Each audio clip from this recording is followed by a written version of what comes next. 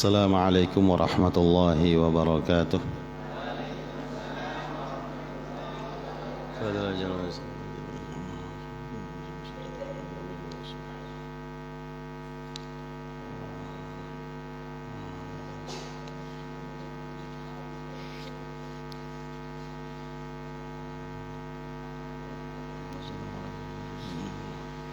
الفاتحة.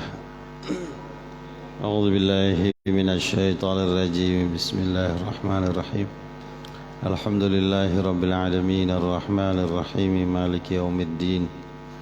إياك نعبد وإياك نستعين اهدنا الصراط المستقيم صراط الذين أنعمت عليهم غير المغضوب عليهم ولا الضالين آمين. بسم الله الرحمن الرحيم.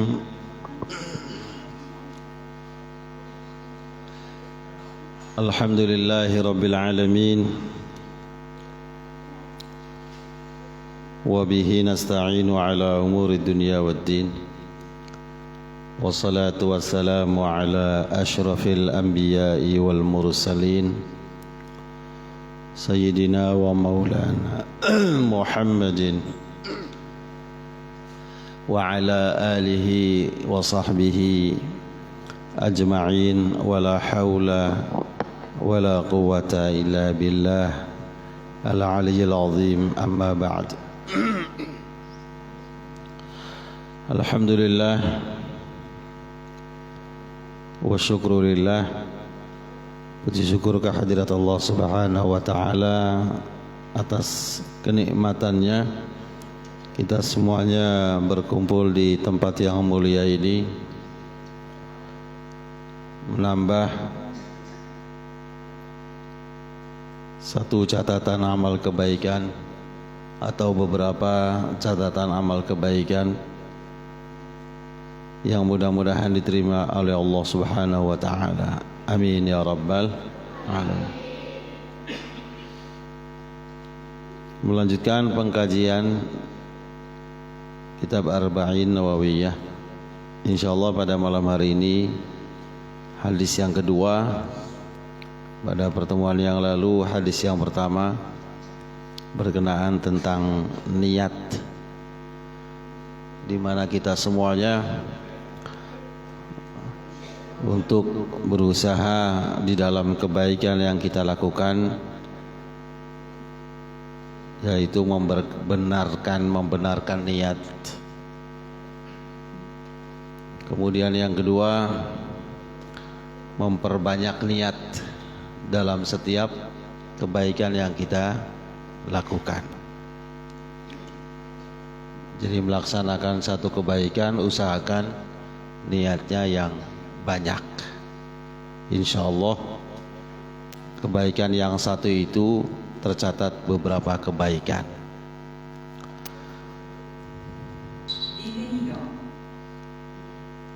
Seperti malam hari ini bisa dengan beberapa niat baik yang banyak. Di antaranya niat menuntut ilmu, itu satu kewajiban. Niat silaturahmi, niat berkumpul sesama kaum muslimin, dan niat mensyukuri nikmat sehat, diparingi sehat untuk melaksanakan kebaikan. Itu bisa beberapa niat dalam satu kebaikan. Itu diantara sedikit kesimpulan dari hadis yang pertama. Pada malam hari ini hadis yang kedua saya bacakan. Bismillahirrahmanirrahim. An Umar aidan radhiyallahu taala anhu. Hadis yang kedua juga diriwayatkan dari sahabat Umar bin Khattab, sebagaimana hadis yang pertama juga diriwayatkan oleh sahabat Umar bin Khattab. Qala, sahabat Umar berkata, bainama nahnu julusun inda Rasulillah sallallahu alaihi wasallam dzata yaumin.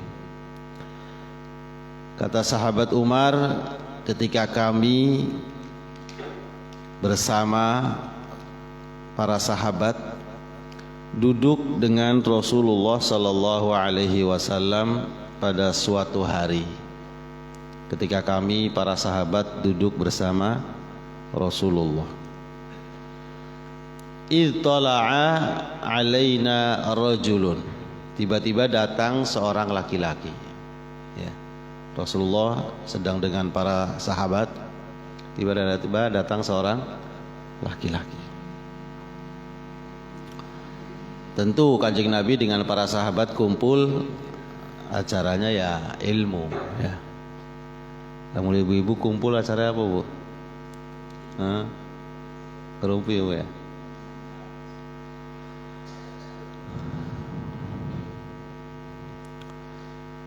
Nah, ini kata sahabat Umar, ketika kami berkumpul dengan Rasulullah, kami para sahabat kumpul di samping Rasulullah, tiba-tiba datang seseorang. Datang. Syadidu bayadhi thiyabi, syadidu sawadi sya'ri. Tiba-tiba datang seseorang dengan pakaian yang begitu putih dan rambutnya begitu hitam. Ya. Ini bukan berarti semata-mata menilai pakaian, ya. Bukan semata-mata menilai rambut, tetapi maksudnya tiba-tiba datang seseorang yang sepertinya tidak dari jauh. Nah, gambaran tidak jauh itu pakaiannya masih rapih, rambutnya masih hitam. Hitam ini bukan berarti tidak beruban. Sebab kalau dulu seseorang setelah menempuh perjalanan jauh, itu kan biasanya bajunya usut, apa? Pesu, ya. Karena pakai kuda. Kalau sekarang terkadang sebaliknya. Kalau orang datang dari bepergian atau kalau ada tamu dari jauh malah cenderung rapi. Kalau dulu kalau ada orang dari jauh pakaiannya apa? Kusut. Karena pakai kuda. Ya. Kemudian rambutnya juga tanpa apa? Rambutnya apa? Berantakan. Cara Cirebonnya apa? Awud-awudan. Berdebu. Ya. Lah ini datang seseorang tampaknya tidak dari jauh. Karena bajunya masih rapi, rambutnya bersih. Ya, bersih. Dengan bahasa di sini hitam. Tetapi itu kan gambaran orang bukan dari jauh. Tetapi anehnya la yuram alaihi atharus safar. Seseorang yang tidak terlihat dari jauh. Sebab biasanya orang kalau dari jauh pakaiannya kusut, rambutnya berdebu, berantakan. Tampaknya tidak dari jauh, tetapi wala ya'rifuhu minna ahadun, tetapi dari kami tidak ada yang mengenalnya. Dari kami tidak ada yang mengenalnya. Karena tentu kehidupan kaum muslimin itu kan mengenal dengan tetangganya, mengenal dengan orang sekitarnya. Ya. Istilahnya orang mengatakan tetangga kita itu sekitar kita, kita harus mengenalnya. Bahkan ada yang memberikan jarak berapa rumah? 40 kanan, 40 kiri, 40 ke depan, 40 ke belakang. Kenalnya, Bu? 40 rumah mana kah? 40 rumah ke sana. Itu kehidupan, gambaran kehidupan kaum muslim. Ya. mengenal sekitarnya. Ya. Ringan tangan atau tolong menolong dengan sekitarnya, mengerti keadaan sekitarnya. Jadi tahu 40 ke sana tuh yang lapar siapa, 40 ke kiri yang lapar siapa, 40 ke depan kang pedaringan yang jomplang siapa. Tahu pedaringan jomplang? Nah, orang muda nggak tahu, berasa entong. Oleh karena itu kata sahabat Umar, ini ada tamu, ada seseorang yang datang ketika kami bersama Rasulullah. Kelihatannya tidak dari jauh karena bajunya masih rapi, rambutnya masih hitam. Tetapi anehnya kami tidak kenal. Ya. Kalau sekarang nggak aneh kalau tetangga nggak kenal ya. Hah? Apalagi di kehidupan kota besar, aduh, boro-boro patang bulu, tangga sebelah boleh kenal. Hah? Iya. Enggak, kehidupan kaum muslimin mengenal sekitarnya. Khususnya di antara mereka yang sedang membutuhkan, itu kita harus kenal. Kita yang sampai sakit atau bahkan meninggal karena kelaparan, itu yang dinilai bersalah adalah orang sekitarnya yang memiliki nasi lebih. Ya.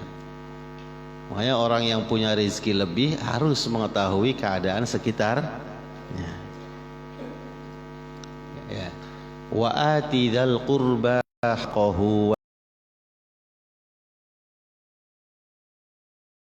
wal miskina wa ibnas sabil. Berilah haknya mereka orang yang sedang membutuhkan. Yang pertama dari kerabat kita. Kerabat kita harus tahu. Paman kita, bibi kita, keponakan. Kita harus tahu keadaannya. Kemudian yang kedua, al-qur'ati dal qurba haqqahu wal miskin. Fakir miskin. Sekitar kita khususnya. Itu kita harus tahu siapa yang sedang membutuhkan dari mereka. Salah satu gambaran Kina Uwais Al-Qarani, itu beliau dalam kehidupannya, dari apa yang didapatkan dalam setiap harinya, beliau selalu membagi 3. Sepertiga untuk dirinya, sepertiga untuk hewan yang mengetahui dia dapat rezeki, kemudian sepertiga untuk fakir miskin. Setiap hari.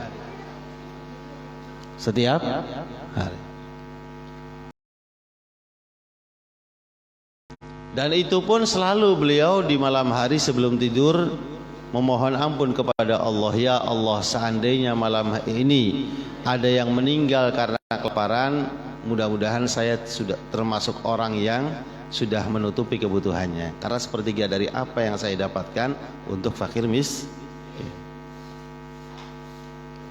Karena walau bagaimanapun, ketika kita membutuhkan, otomatis orang yang cepat atau orang yang pertama membantu kita, menolong kita adalah orang sekitarnya. Apalagi yang sifatnya urgent. Masa pengen ngebel sedulur kang di Surabaya, yang di Jakarta? Enggak. Di sini menggambarkan kehidupan para sahabat itu saling mengenal satu sama lain di sekitarnya. Ketika ada tamu, ketika ada seseorang yang terlihat tidak dari jauh, kok kita nggak kenal, heran para sahabat. Kemudian tamu tadi kemudian masuk mendekati Rasulullah sallallahu alaihi wasallam, hatta jalasa ila Nabi sallallahu alaihi wasallam fa asnada rukbataihi ila rukbataihi. Kemudian orang tadi, para sahabat sih masih melongo itu tuh, siapa gini. Kelihatannya tidak dari jauh, tapi kita tidak akan kenal. Kemudian setelah masuk itu langsung mendekati Rasulullah, langsung duduk di hadapan Rasulullah, bahkan sangat dekat sekali. Fa asnada rukbataihi ila rukbataihi. Tamu tadi duduk di hadapan Rasulullah begitu dekat sampai menyentuhkan lutut ke lututnya Rasulullah. Wa wada'a kaffaihi ala fakhidaihi, kemudian meletakkan tangannya di paha Rasulullah. Ini para sahabat bengong gini, melongo, siapa kan? Siapa tamu itu? Nah.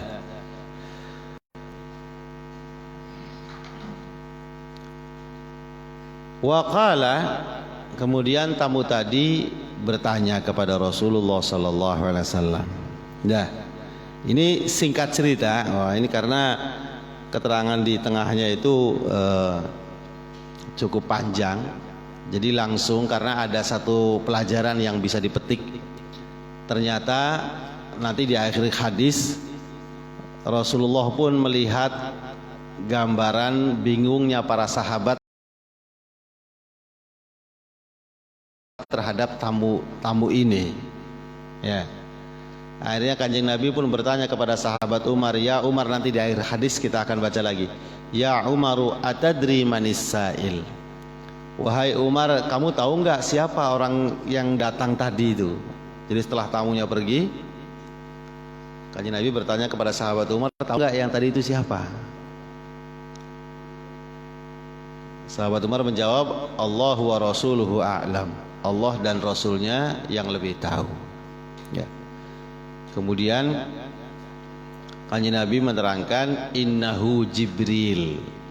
Sesungguhnya yang kemarin datang itu malaikat Jibril. Malaikat Jibril itu datang. Atakum yu'allimukum dinakum. Beliau datang mengajarkan agama kalian. Ya. Nah, ini sekali lagi ini ada di lafaznya di akhir hadis, tapi saya bawakan dulu karena sekali lagi ada beberapa pelajaran yang dipetik. Di antaranya yang pertama,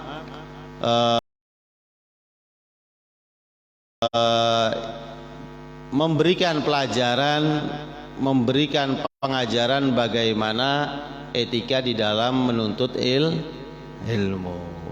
Jadi kalau menuntut ilmu, yang pertama berbicara tentang pakaian, khususnya suci, jangan najis. Kemudian yang kedua, kalau menuntut ilmu itu betul-betul menghadap guru. Sekarang Masya Allah, mudah-mudahan Allah kembalikan keadaan, amin ya Rabbal. Sekarang ngaji madepnya apa? HP, daring apa namanya? Ya. Ya, di sini malaikat Jibril menggambarkan bagaimana etika dan adab seseorang mencari ilmu. Ya, bukan hanya jarak jauh, tapi dari masalah pakaian kemudian datang, kemudian langsung menghadap guru, tatap muka, artinya dekat juga. Ya. Sampai tadi digambarkan malaikat Jibril itu datang mendekat Rasulullah sampai menyentuhkan lutut dengan lutut. Ya. Intinya demikian, mendekat. Ya. Kemudian kaitan bertanya. Ya, bertanya. Ini malaikat nanti memberikan tiga pertanyaan kepada Rasulullah. Di sini juga ada pelajaran yang dipetik. Seseorang di dalam menuntut ilmu itu jangan sampai malu bertanya. Ya.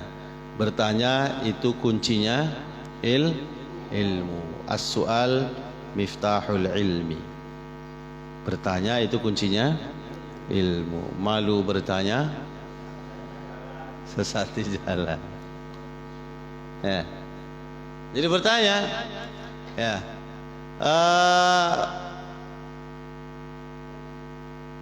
Disampaikan juga la yanalul ilma mustahyin wa mustakbir.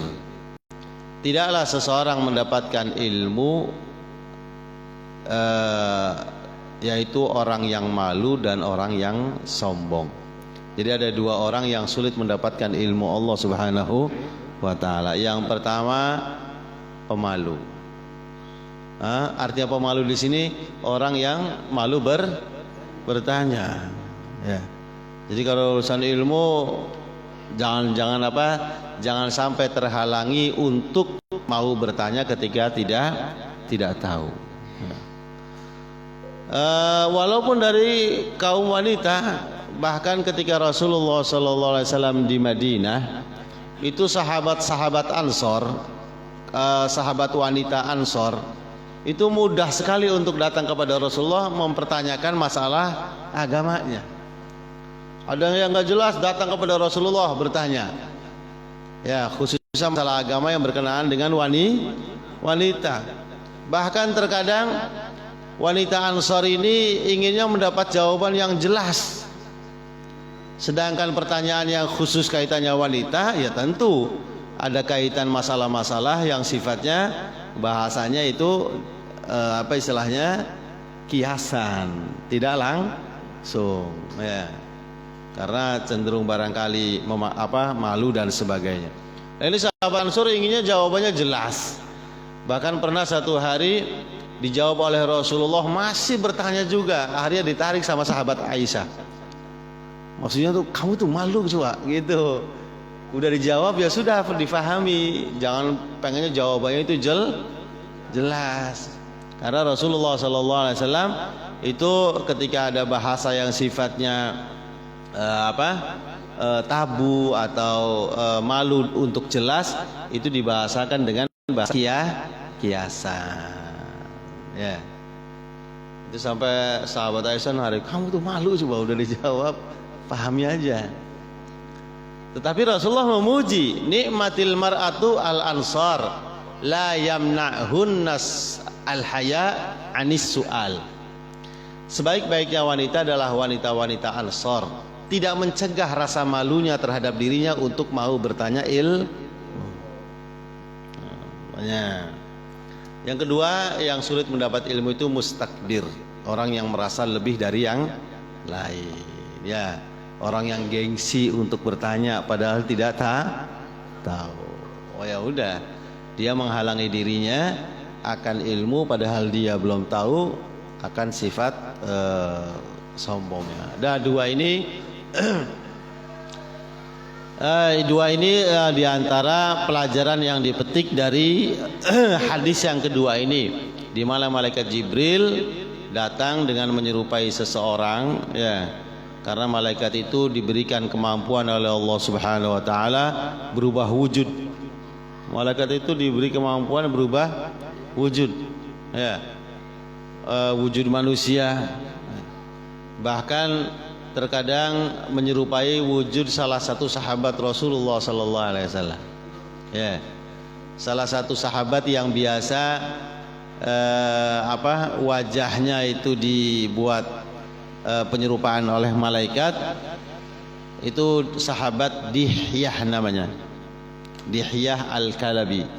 Itu salah satu sahabat Rasulullah yang biasanya mukanya itu apa istilahnya dipinjam oleh malaikat. Malaikat menyerupai wajah sahabat Rasulullah yang namanya Dihyah. Memang Dihyah ini salah satu sahabat Rasulullah yang tampan. Salah satu sahabat Rasulullah yang tampan itu siapa? Dihyah. Dihyah Al-Kalabi. Itu wajahnya pernah dipakai oleh malaikat Jibril. Tapi bukan pas bukan di kejadian hadis kedua ini, bukan. Cuma pernah wajahnya itu dipakai oleh malaikat Jibril, yaitu Dihyah. Tampan dia, Dihyah itu tampan, udah tampan pede lagi, ya. Kadang-kadang ada orang tampan tidak pede, yang repot lagi nggak tampan tapi pede. Dihyah tampan pede juga. Pernah setelah salah satu peperangan, ya, pernah salah satu peperangan Rasulullah SAW, itu Rasulullah mendapat ghanimah yang besar, harta rampasan besar perang, harta rampasan perang cukup besar. Besar di sini banyak, dari persenjataannya, dari hartanya, dari budaknya juga. Nah, ini salah satu budak yang tertawan dalam setelah peperangan tersebut, ada salah satu budak wanita yang sangat cantik, ya, dia namanya Sofiyah. Siapa namanya? Sofiyah. Ini Dihyah ini melihat, ini salah satu tawanan ada Sofiyah, cantik, ya. Nah, Dihyah ini tampan pede, ya, tampan pede. Akhirnya menyampaikan kepada Rasulullah SAW, ya Rasulullah, saya tidak ingin harta rampasan yang lain, senjata, harta. Saya tidak minta. Saya cuma minta satu, apa? Sofiah buat saya. Iya. Ini tampan pede ya. Hah? Dia ini. Saya nggak minta harta rampasan yang lain, karena kan harta rampasan akan dibagi kepada pasukan perang. Ini dari awal di Ihya ini, dari mulai sebelum pembagian harta rampasan, saya menyampaikan kepada Rasulullah, ya Rasulullah, saya tidak mendapatkan harta rampasan, tidak ingin atau tidak mau untuk tidak diberi harta rampasan, cuma satu, apa? Sofiah. Ya. Akhirnya Rasulullah mengizinkan, ya sudah, kamu ambil Sofiah. Oh, karena yang namanya hamba sahaya itu bukan berarti terus jelek ya. Tergantung perangnya dengan kaum mana. Ya, kalau perangnya dengan kaum-kaum yang nominasi dalam kecantikan, ya otomatis budak hamba sahayanya cantik. Akhirnya diizinkan, Rasulullah memberikan izin kepada Dihya ini untuk mendapatkan Sofiah. Dah, setelah selesai Dihya dapat siapa? Sofiah. Allah Subhanahu wa taala mengutus malaikat Jibril untuk mendatangi Rasulullah. Ya. Apa perintah Allah? Wahai Rasulullah, tidak ada yang layak untuk Sofiah kecuali engkau, karena dia adalah turunannya Nabi Yunus. Kata malaikat Jibril, gimana? Tidak ada yang layak bagi Sofiah kecuali Rasulullah, karena dia adalah turunannya Nabi Yunus. Akhirnya dia dipanggil lagi. Dia dipanggil lagi, ya sini. Kenapa? Kamu pilih yang lain semua yang kamu mau, tapi Sofiah untuk saya. Perintah Allah Subhanahu wa taala. Ini Dihya, ini ceritanya. Nah, ini kita kembali. Jadi malaikat Jibril yang datang pada hari tersebut, di mana para sahabat sedang dengan Rasulullah SAW. Kemudian datang seseorang yang ternyata malaikat Jibril. Ya, memberikan gambaran bagaimana seseorang di dalam menuntut ilmu. Ya. Datang mendekat kepada Rasulullah, bahkan begitu dekat, kemudian bertanya. Pertanyaan yang pertama dari malaikat Jibril atau dari seseorang tadi, qala,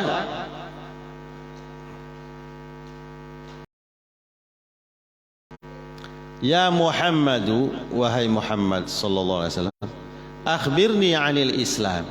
Pertanyaan yang pertama, orang tadi bertanya kepada Rasulullah, terangkan kepadaku tentang Islam. Terangkan kepadaku tentang Islam. Faqala Rasulullah sallallahu alaihi wasallam, maka Rasulullah menjawab, al-Islamu, Islam adalah antashhada an la ilaha illallah wa anna Muhammadan Rasulullah. Islam adalah untuk kamu memberikan penyaksian dan meyakini tidak ada Tuhan yang berhak untuk disembah kecuali Allah, dan sesungguhnya Nabi Muhammad adalah utusan Allah. Rukun Islam yang pertama. Makanya rukun Islam itu 5, diantaranya dasarnya hadis ini. Karena ketika Rasul ditanya Islam, jawabannya rukun Islam yang 5. Yang pertama apa rukun Islam? Syahadat. Syahadat, ya. Yaitu memberikan penyaksian, meyakini, mengikrarkan dengan lisan, meyakini dengan hati sesungguhnya tidak ada Tuhan yang berhak disembah kecuali Allah, dan meyakini sesungguhnya Nabi Muhammad adalah utusan Allah. Ini rukun Islam yang pertama, syahadat. Ya, kita semuanya Allah Subhanahu wa taala berkenan memberikan kita semuanya rukun Islam yang pertama. Alhamdulillah. Ini yang nikmat yang paling besar. Allah memberikan hadiah atau memberikan nikmat besar, yaitu syahadat. Syahadat, hati meyakini tiada Tuhan yang berhak disembah kecuali Allah, dan hati meyakini sesungguhnya Nabi Muhammad adalah utusan Allah. Dah jaga syahadat ini, ya, jaga syahadat ini dengan kita menjaga keimanan kita kepada Allah, menjaga keimanan kita kepada Nabi Muhammad, khususnya pada zaman sekarang dengan banyaknya fitnah yang ada, fitnah tentang keyakinan, fitnah tentang pendapat, ya, pendapat masalah agama, ya. Sekarang Masya Allah sangat banyak sekali fitnah yang ada. Oleh karena itu kita harus menjaga syahadat. Di antaranya dengan kita mengulangi syahadat kita, asyhadu alla ilaha illallah wa asyhadu anna muhammadar rasulullah. Ya, pagi 3 kali, sore 3 kali. Ini namanya menjaga, terus diperbaharui, karena kita tidak tahu tadi siang keyakinan kita bagaimana. Ya, kadang-kadang orang dengan kehidupan yang ada, keyakinan kadang-kadang tidak terasa sedikit belok. Ya, barangkali pernah takut kepada selain Allah. Barangkali pernah menggantungkan sesuatu kepada selain Allah. Barangkali menentukan sesuatu bukan kepada Allah, karena yang berhak menentukan hanya siapa? Allah. Kita menentukan satu ketentuan ternyata kepada selain Allah. Ini namanya mengurangi nilai-nilai syahadat, karena yang artinya bersaksi tidak ada Tuhan yang berhak disembah kecuali Allah, artinya yang disembah itu yang diabdi, yang dikawula, bukan hanya sujud. Abdun, ya, abdun itu apa? Kawula, hamba sahaya. Jadi kita tidak mengabdi kecuali kepada Allah. Tidak takut kecuali kepada Allah, tidak meminta kecuali kepada Allah, tidak menggantungkan sesuatu kecuali kepada Allah. Nah, ini segala sesuatu yang menjadi haknya Allah, ketika seseorang memberikan kepada selain Allah, ini namanya mengurangi nilai syahadat. Ya, karena sekali lagi ya tadi, yang namanya menyembah Allah atau mengabdi itu ya tadi tidak hanya sujud. Kita memberikan haknya Allah hanya kepada Allah. Kan dalam tauhid kan ada itu. Yang haknya Allah itu apa? Makanya seseorang tidak boleh memberikan haknya Allah kepada selain Allah. Itu namanya mengurangi. Dan terus terang kita semuanya dengan sedikitnya pembelajaran tauhid, dengan sedikitnya penempaan tauhid ini sering atau terkadang hati kita ini dalam bab keyakinan kepada Allah itu ya sedikit-sedikit terkadang terganggu dengan kehidupan yang ada. Kadang-kadang rasa takutnya itu melewati batas kepada selain Allah, seperti takutnya kepada Allah. Ya, mengharap juga sama. Mengharapnya itu harapan kepada selain Allah itu melewati batas, seperti mengharap kepada Allah. Itu semuanya sebenarnya mengurangi nilai syahadat. Ya. Makanya pagi sore itu di tajdid namanya, diperbaharui keimanan kita kepada Allah dengan lafaz syahadat atau dengan ungkapan raditu billahi rabba wa bil islami dina wa bi muhammadin nabiyyan wa rasulah, atau itu lafadznya. Ya Allah Gusti, kula ridho panjenengan iku pangeran kula gitu. Ya, kembali diluruskan kaitan kepada Allah, kepada Islam, kepada Nabi Muhammad. Itu entah dengan raditu atau dengan ikrar syahadat kembali. Terus pagi dan sore. Karena sekali lagi apa? Barangkali tadi siang ada salah keyakinan, salah ucap, salah perbuatan. Diluruskan lagi sore hari. Itu yang pertama, itu syahadat. Itu Rasulullah menjawab. Yang kedua, wa tuqimas salata, dan kamu mendirikan salat. Rukun Islam yang kedua, mendirikan salat. Salat didirikan, dijaga. Ya, kewajiban yang paling utama adalah salat. Kewajiban ibadah badaniyah yang paling utama adalah salat. Bahkan berbicara tiang agama paling utama adalah as-salatu imaduddin, faman aqamaha faqad aqamaddin, faman hadamaha faqad hadamaddin. Salat adalah tiang agama. Seseorang meruntuhkan, ya berarti meruntuhkan agamanya. Seseorang menguatkan, berarti menguatkan agama. Oleh karena itu berbicara kewajiban yang paling perlu untuk selalu diperhatikan adalah sholat. Bicara wong Cirebon si poma rongpo. Ya, sembahyang. Sholat sudah. Sholat usahakan betul-betul yang diperhatikan. Oleh karena itu berbicara tentang sholat, salah satu perintahnya apa? Jangan bosan. Jangan bosan, harus sabar, konsisten. Wa'mur ahlaka bis salati wastabir 'alaiha. Ya. Salat. 5 waktu. Ya. Khususnya yang sudah balik, itu betul-betul orang tua kalau memang betul-betul sayang, maka ya sayang yang hakiki adalah mengharapkan anaknya bahagia dunia dan akhirat. Ya, ada ya? Salat.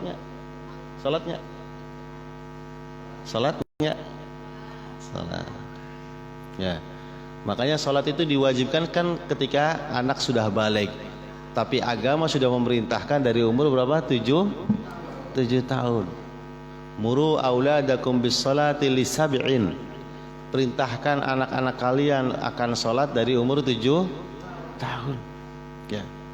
Dan ketahuilah kunci kebahagiaan tidak hanya akhirat tapi dunia akhirat. Ya. Berbicara kebahagiaan dunia apa? Rizki itu. Duit patokan duit ya. Oke lah. Kunci kebahagiaan dunia adalah rizki, dan kunci rizki adalah salat. Makanya dalam perintah salat itu kaitannya dengan rizki. Wa'mur ahlaka bis salati wastabir 'alaiha la nas'aluka rizqan nahnu narzuquka.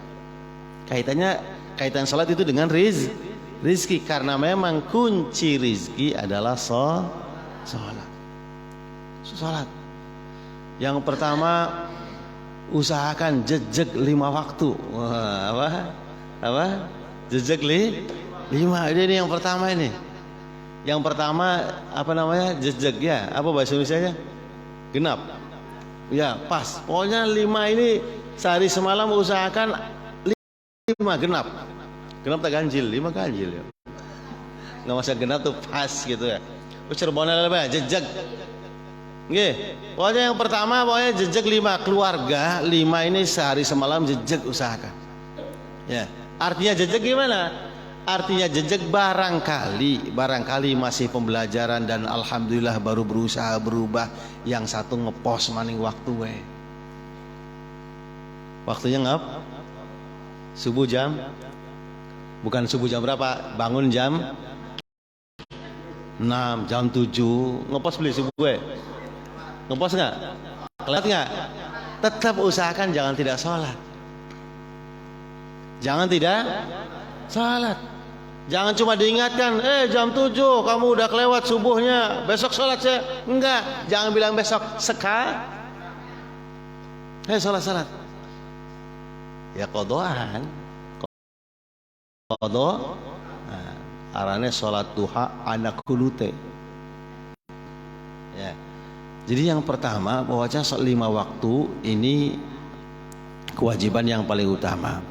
Jadi yang pertama, ya saudara-saudara kita yang berusaha sedang memperbaiki diri, kita semuanya sama-sama sedang berusaha memperbaiki diri. Yang tahapannya baru sedang berusaha, ya sudah pegang sehari semalam jejak 5.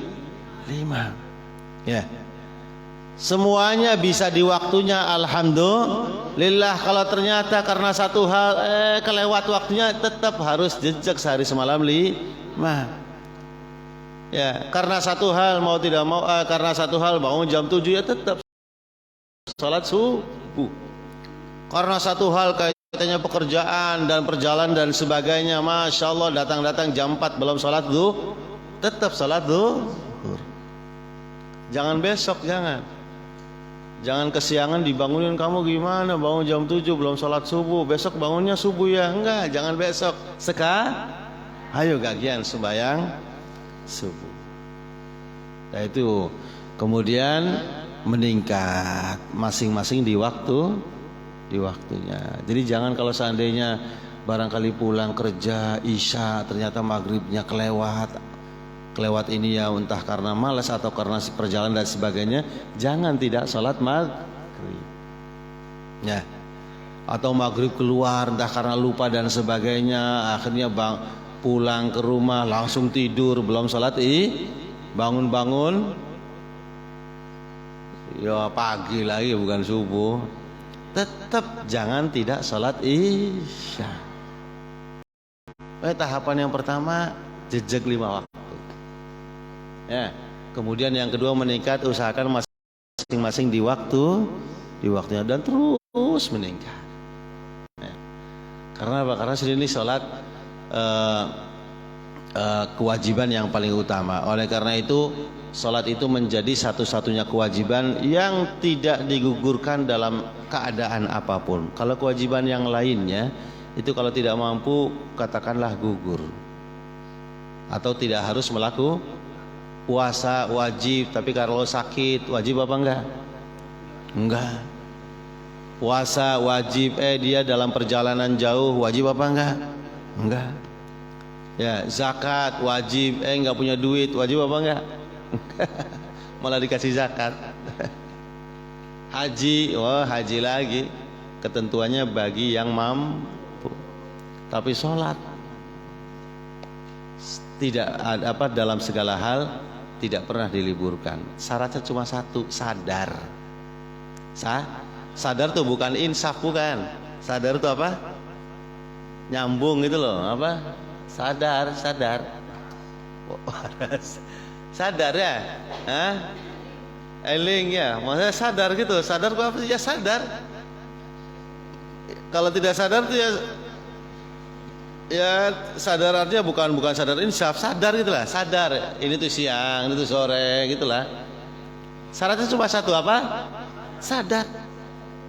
Ya, dalam keadaan apapun tidak gugur kewajiban. Bahkan di dalam bahkan Allah Subhanahu wa taala menggambarkan kewajiban salat harus dilaksanakan walaupun di tengah kecamuknya perang. Lagi tang-ting pedang, zuhur kudu sembahyang. Farijalan auruk banan. Walaupun harus jalan, walaupun harus menunggang kuda, lewat waktu sholat dalam hidupnya ya kudu sholat. Untuk masalah cara semuanya nanti dikondisikan ya sesuai dengan keadaan dan kemampuan, tapi untuk dilaksanakan wajib. Paribasan beli bisa ngadeg ya tetap wajib karo jagong, bisa jagong ya tetap wajib karo turuan miring dingin, kepalanya di selatan, mujur ngalor. Turuan miring tidak mampu ya tetap wajib atang-atang, terlentang, kaki menghadap kiblat. Nanti ruku bangun ruku, Kalau nggak bisa juga ya sudah terlentang, ruku sujudnya ya sama terlentang, baca. Ya. Nanti ruku sujudnya pakai apa? Ya pakai gerak kepala, ngangkat titik ruku, jeblak kemana? Yang angkat rada dhuwur titik berarti lagi sujud, jeblak lagi. Pokoknya masalah cara teknis itu dikondisikan, tapi dilaksanakan wajib. Tidak bisa wudhu, ya tetap wajib tayamum. Tidak bisa tayamum, ya tetap beli wudhu beli tayamum. Madhab kiblat wajib, tidak bisa, ya tetap wajib walaupun tidak madhab kiblat. Pokoknya semuanya dikondisikan, tapi dilaksanakan atau tidak wajib. Enggak ada gugurnya. Jadi syaratnya cuma satu apa? Ada. Ya. Itu. Nanti ruku sujudnya nggak bisa semuanya ya pakai kelopak mata. Ruku merem, i'tidal melek, sujud merem, duduk melek, sujud lagi merem. Barang anu kelalen, gini melek apa gini? Repot ya. Ya. Dah. Sampai melek juga tidak bisa karena dia selalu terpejam, tapi sadar, ya wajib sholat. Ya, pakainya khoyali, pakainya bayang, apa? Dihayal, ngayal lagi ngadeg, ngayal lagi maca Fatihah, ngayal lagi ruku, ngayal lagi i'tidal, ngayal lagi Masya Allah tuh tidak digugurkan oleh Allah Subhanahu wa taala kewajiban salat dalam keadaan apapun, karena memang tiang agama imaduddin. Dan sekali lagi ini salah satu kewajiban yang betul-betul kita harus niat, kita harus harus memaksakan diri untuk menjadikannya kewajiban yang tidak ditinggalkan. Ya. Nanti tata cara sholat dipelajari, tata cara sholat duduk bagaimana, tata cara sholat tidur bagaimana. Barangkali ada yang memerlukan. Ya kalau masalah cara nanti bisa bisa disesuaikan dengan keadaan. Nah ini sholat ya, wa tuqimas shalah. Yang kedua mendirikan sholat ya. Sehari 5 waktu, zuhur, asar, maghrib, isya, subuh. Dah kuncinya kebahagiaan dunia dan akhirat. Kebaikan-kebaikan yang lain akan ikut mudah ketika seseorang merapihkan sholat. Jadi kewajiban yang lain tuh ngintil entengnya ya. Dan juga menjadi pintu kebahagiaan dunia dan akhirat. Itu sholat ya. Makanya kewajiban praktis dari rukun Islam cuma 2. Praktis artinya yang begitu sangat diperhatikan. Yang pertama syahadat, dijaga keimanan kita kepada Allah, dijaga. Pagi sore ditajdid, pagi sore diulangi dengan banyak fitnahnya yang ada siang dan malam. Kemudian yang kedua, benteng agama yang paling kuat adalah sholat. Kalau yang ketiga, keempat dan kelima, zakat bagi yang mampu, puasa setahun sekali, haji. Jangankan tidak mampu biaya di rumah mangkat pasti libur baik. Dan dua ini ya. Mudah-mudahan kita semuanya keluarga dijadikan orang-orang yang diberikan kesempatan oleh Allah Subhanahu wa taala, keluarga yang selalu mendirikan salat kita, amin ya rabbal alamin. Dan doakan keluarga saudara-saudara kita untuk diberikan keringanan juga di dalam pelaksanaan salat, amin ya rabbal alamin. Dan kita yang alhamdulillah sudah mulai merapihkan salat kita, jangan sampai punya penilaian yang kurang baik atau penilaian yang kurang terhadap saudara kita yang baru melakukan sholat. Kaitan waktu dan sebagainya itu jangan dinilai kurang ya. Mau apa sembahyang beduk 2:30, jangan ya. 2:30 masih waktunya enggak? Ya sudah, sah atau tidak? Ya sudah ya. Bagi kita yang alhamdulillah bisa di awal waktu, jangan sampai punya penilaian kurang kepada seseorang yang sholatnya di tengah waktu dan seterusnya. Jangan. Lebih baik kita doa, mudah-mudahan ibadah kita dan saudara-saudara kita diterima oleh Allah. Khawatir itu termasuk ujub, apalagi termasuk ujub, bangga dengan kebaikannya dia sehingga merasa lebih dari yang lain, berarti anak sombongnya juga. Itu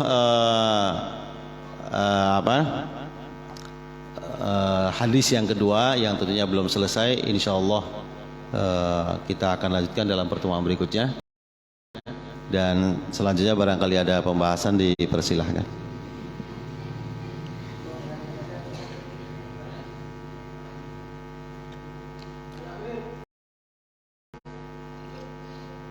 Enggak itu dimatiin ya.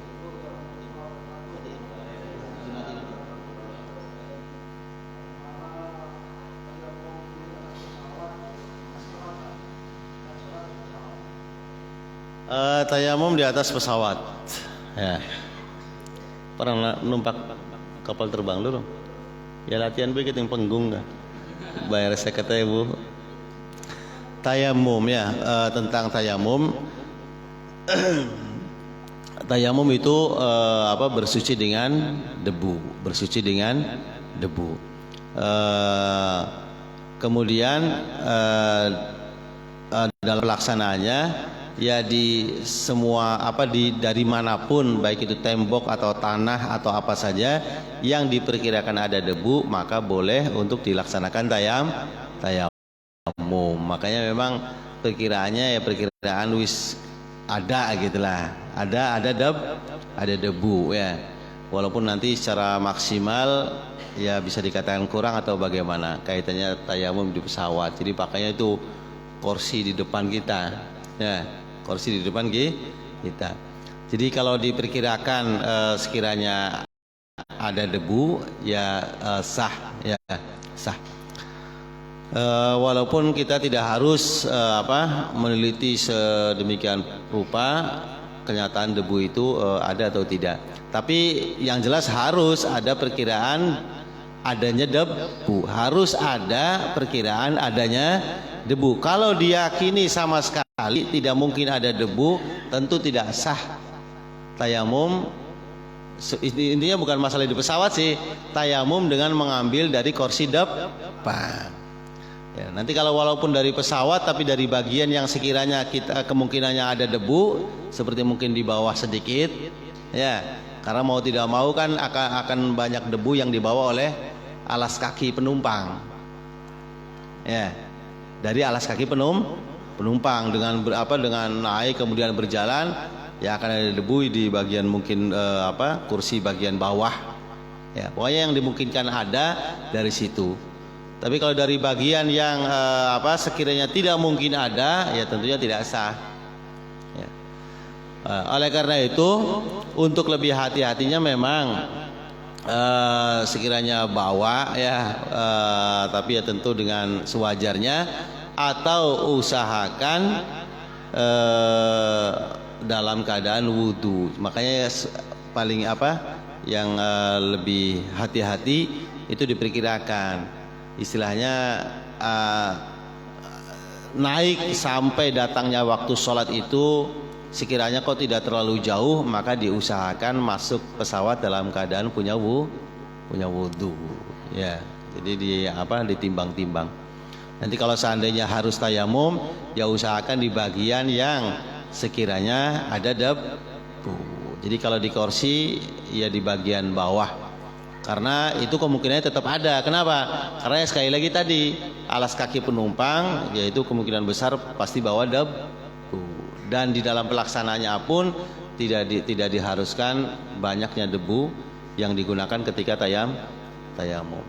Nah, kemudian yang terakhir, kalau sekiranya betul-betul dipastikan tidak ada debu, ya maka sholat tanpa wudu dan tanpa tayamum, sholat li hurmatil waqti yang sifatnya faqidut tahurain, yang nanti ketika sampai di darat itu sholatnya diulang ketika waktunya masih dan diqadha ketika waktunya sudah habis. Intinya tetap harus dilaksanakan sholat ketika masuk waktu sholat. Untuk caranya tadi banyak pertimbangan. Nah, kemudian berbicara sholat yang kenyataannya harus diulangi seperti sholat yang di kendaraan, ya, di pesawat juga atau di kendaraan seperti bus atau kereta, itu kan sholatnya tidak bisa dilaksanakan dengan apa? Dengan berdiri ruku sujud yang seperti biasa. Memang seharusnya dia harus turun. Maka sholat itu tetap dilaksanakan dan dinamakan sholatnya sholat lihurmatil waktu, yang nanti ketika sampai tujuan itu harus diulangi. Kalau memang waktunya masih ya diulangi, kalau memang waktunya habis ya diqadha.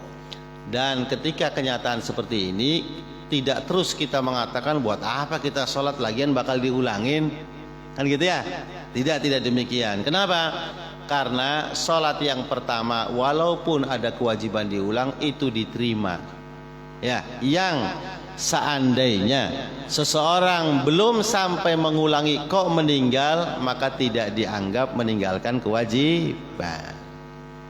Ya, jadi bokating bis, ting kereta, sembahyang, ya sholat. Gimana? Ya duduk. Ya, nanti sampai di tempat diulang. Istilahnya lihurmatil waktu. Madhabnya apa? Ya tidak usah nyari arah kiblat ya. Madhabnya itu arah tujuan. Semuanya lagi jalan kemana ya sudah itu kiblatnya. Ya, kiblatnya itu apa? Maksadnya, arah tujuannya. Itu sekiranya kaitan tayamum pesawat. Ali? Assalamualaikum.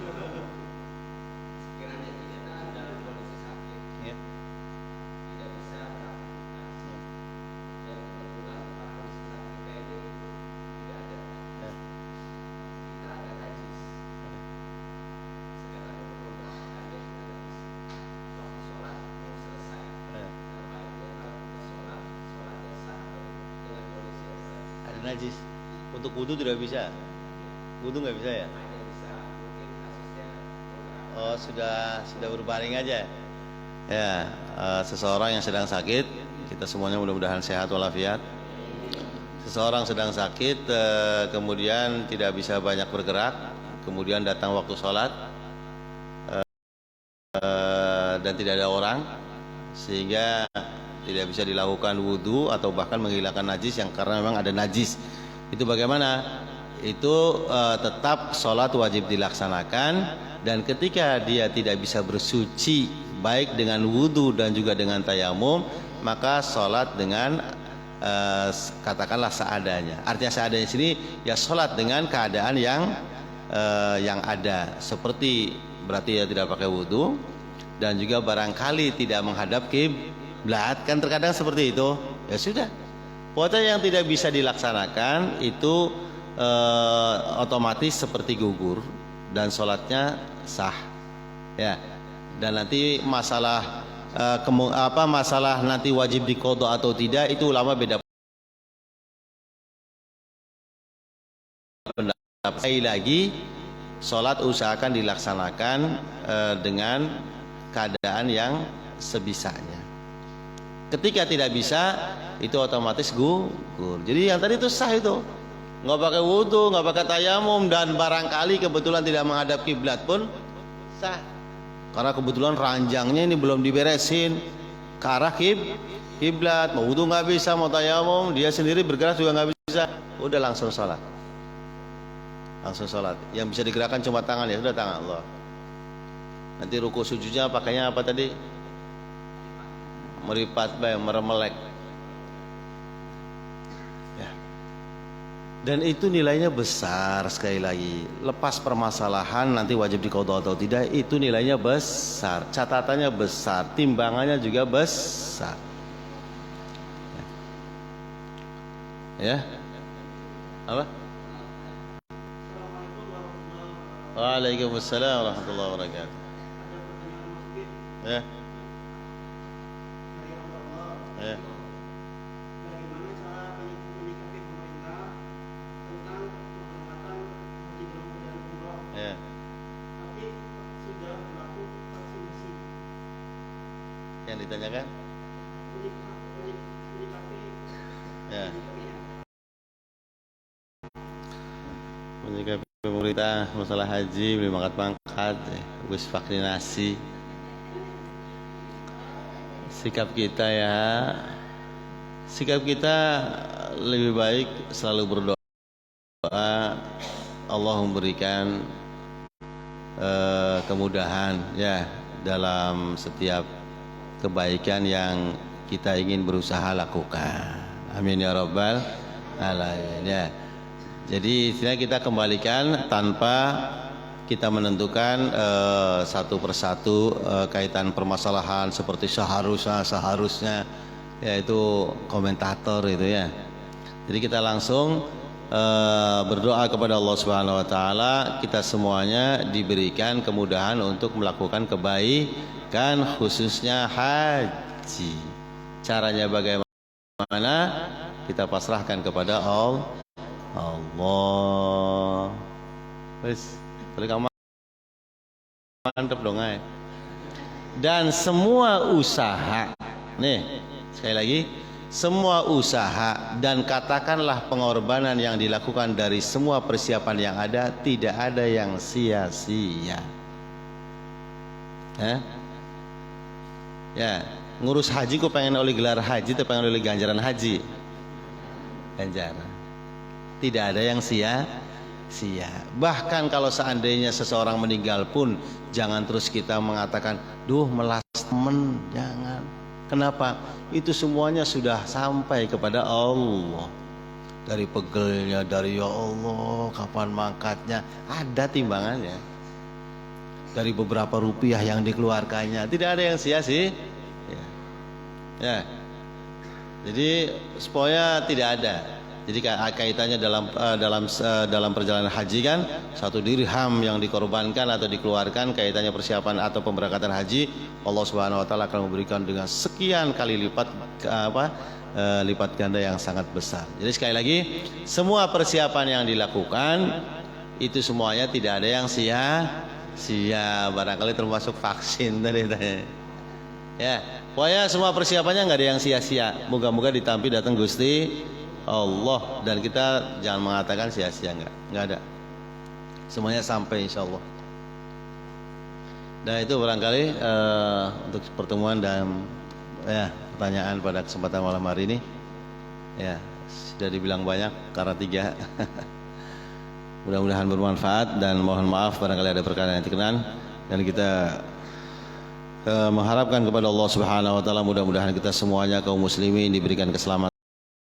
Ya Allahumma sallimna wal muslimin wa afina wal muslimin waltuf bina ya latif wal muslimin bihaqqi sayyidil muslimin. Allahumma ya Allah ij'alna wa auladana wa ahlana muqimas salah wa min dzurriyyati rabbana wa taqabbal du'a.